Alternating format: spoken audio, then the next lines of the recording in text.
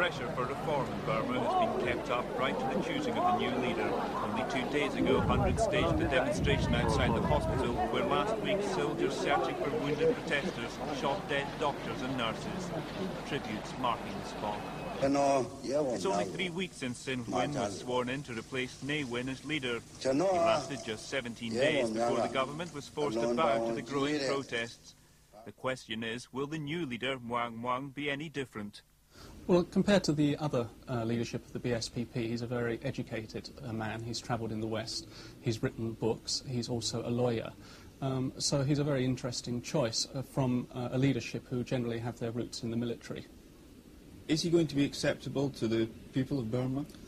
I think it's possible to read too much into the fact that he's got this civilian background. Given the scale of the protests over the last month, I think they'll be looking for some very decisive changes.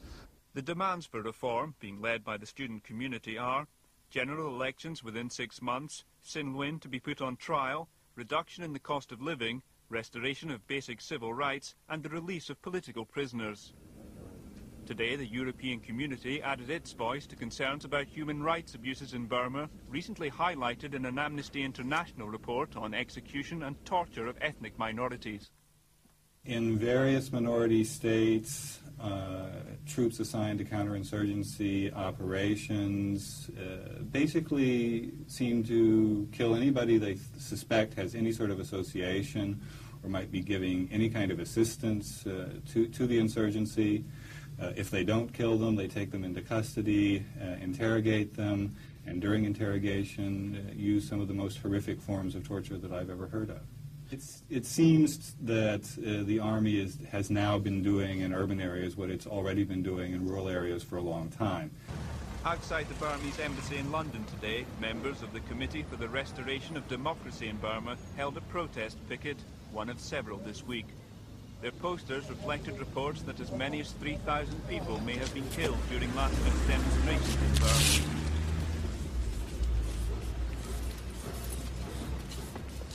And they had no illusions about any new leader. He's a non-entity. He doesn't count.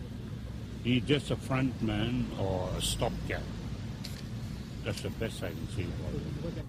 26 years of repressive rule and political isolation has brought economic ruin to Burma, once one of Asia's wealthiest countries. It's estimated now that 40% of the gross national product goes on the black market. Until 4 months ago, this woman was a surgeon in Burma. She says if people were sick and they didn't have money, they died. When a patient comes to the hospital, the doctors ask them to buy the antibiotics by themselves. So the patient relatives have to go to the black market and they buy the antibiotics outside. We asked the Burmese ambassador for an interview, but he declined, staff preparing instead to take photographs of the protesters. This evening, Burma's 38 million people were addressed by the new leader who told them, "We need to review ourselves. Consultation with the people became weakened," he said.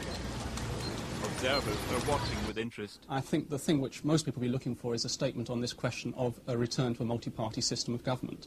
And I think this makes Muang Muang a more interesting character than some of the others, is that he actually served in the government before Ne Win seized power. He does have a foot in the democratic era. Although the Burmese government says a commission's been set up to consider ways of meeting the people's wishes, tonight Muang Muang appeared to rule out the key demand for a multi-party democracy. So the protests go on. More and more people are joining this campaign, and I believe it's unstoppable now. No matter what Ne Win, Sin Win, or this new bloke and the whole army tries to do, I don't think they can stop this uprising from achieving their goal.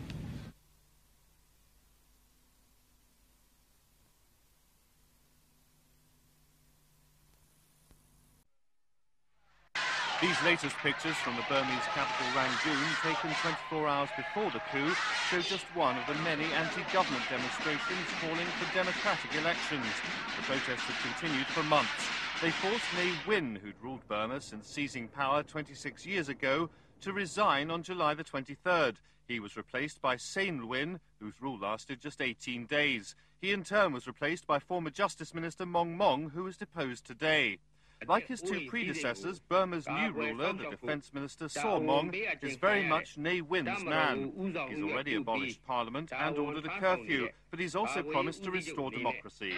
Today's coup was announced on Radio Burma, which was monitored in Bangkok. The coup leaders promised to restore law and order and hold democratic elections, but the situation is still confused and gunfire has been heard on the streets of Rangoon. And a lot of people in downtown, they take to the street, holding whatever weapon available. I can hear some gunshots now coming from downtown. I think most probably this is taking place in front of the City Hall.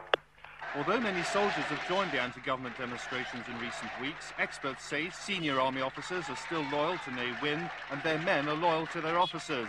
The fate of opposition leaders isn't yet known, but only yesterday one of them called for the army to stay out of politics. What we want the military to do is to keep out of politics. We don't want the military to split up. We want the armed forces to keep together, but to keep out of politics. This evening, the situation in Rangoon remains extremely volatile and likely to deteriorate. Major demonstrations are planned for tomorrow. If soldiers fire on the protesters, some observers are predicting a civil war.